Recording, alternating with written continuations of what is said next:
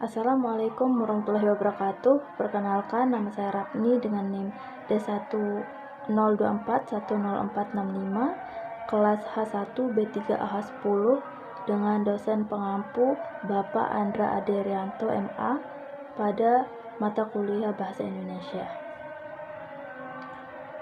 Di sini saya akan memaparkan materi sebagai penugasan UAS, yaitu materi tentang kalimat efektif bahasa Indonesia. Baik, di sini saya akan membahas tentang kalimat efektif bahasa Indonesia. Pertama-tama kita akan membahas tentang kalimat. Apa itu kalimat? Kalimat adalah satuan bahasa yang terdiri dari beberapa kata yang mengungkapkan makna tertentu. Selanjutnya yaitu saya akan menjelaskan kalimat efektif. Kalimat efektif adalah kalimat yang dapat menyampaikan informasi atau gagasan secara jelas, rinci, dan mudah dipahami.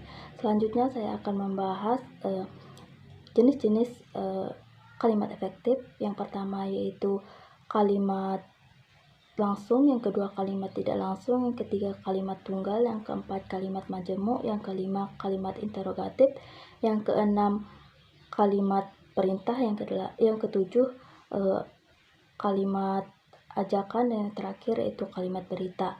Selanjutnya di sini saya akan menjelaskan ciri-ciri kalimat efektif. Yang pertama itu kejelasan, yang kedua singkat, yang ketiga keterpaduan, yang keempat ketepatan, yang kelima fokus.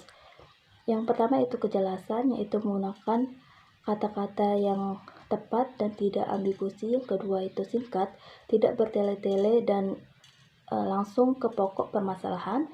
Yang ketiga yaitu keterpaduan, memiliki struktur yang baik dan alur yang logis. Yang keempat yaitu ketepatan, menggunakan tata bahasa dan ejaan yang benar. Yang kelima yaitu fokus, yaitu menyampaikan satu gagasan utama tanpa menyimpang. Selanjutnya di sini saya akan membahas tentang struktur kalimat efektif. Struktur kalimat efektif terdiri dari 4 unsur. Yang pertama yaitu unsur subjek, yang kedua yaitu unsur predikat, yang ketiga yaitu unsur objek, yang keempat yaitu unsur keterangan. Adapun di beberapa kalimat terdapat unsur penambah, yaitu unsur pelengkap.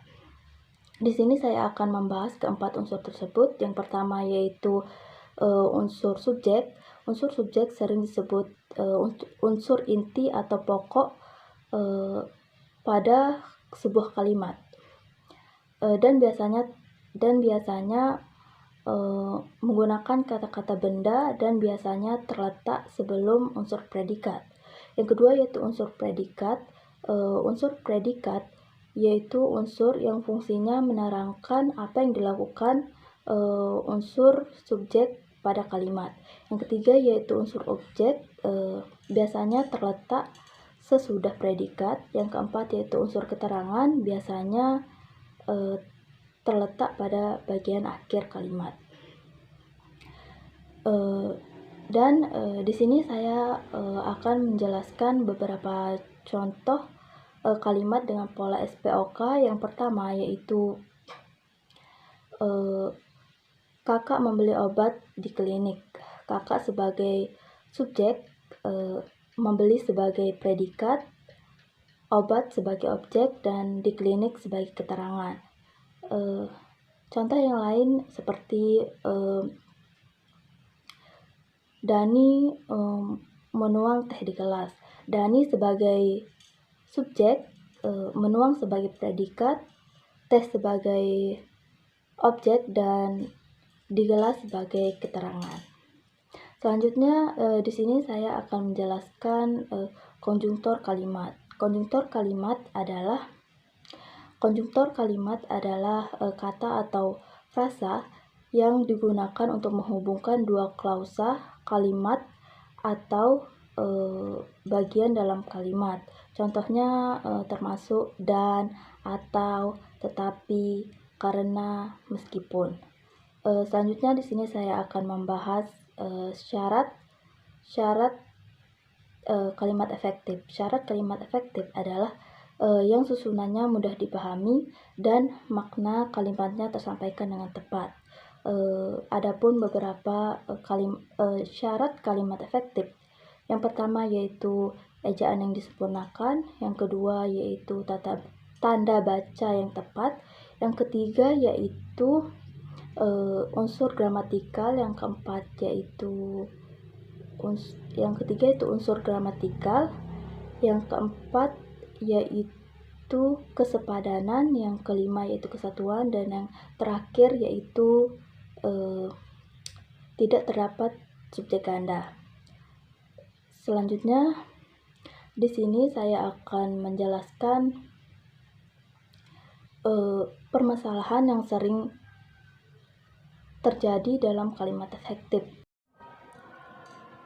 Permasalahan yang sering terjadi dalam kalimat efektif yaitu ketidakefektifan kalimat, seperti kurangnya keteraturan dan ketidakkonsistenan kalimat yang terlalu panjang dan rumit, penggunaan kata-kata yang tidak tepat, kalimat bertele-tele, dan kurangnya revisi.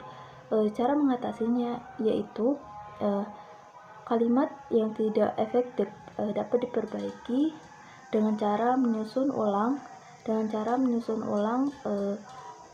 kalimat menjadi lebih singkat, jelas, dan terarah.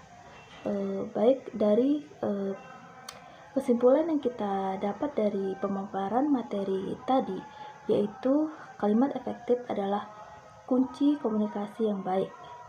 Dengan menyampaikan informasi secara jelas, ringkas, dan langsung, dapat menghindari dari pengulangan dan frasa yang tidak perlu. Mungkin hanya ini yang bisa saya sampaikan. Kurang lebihnya mohon maaf.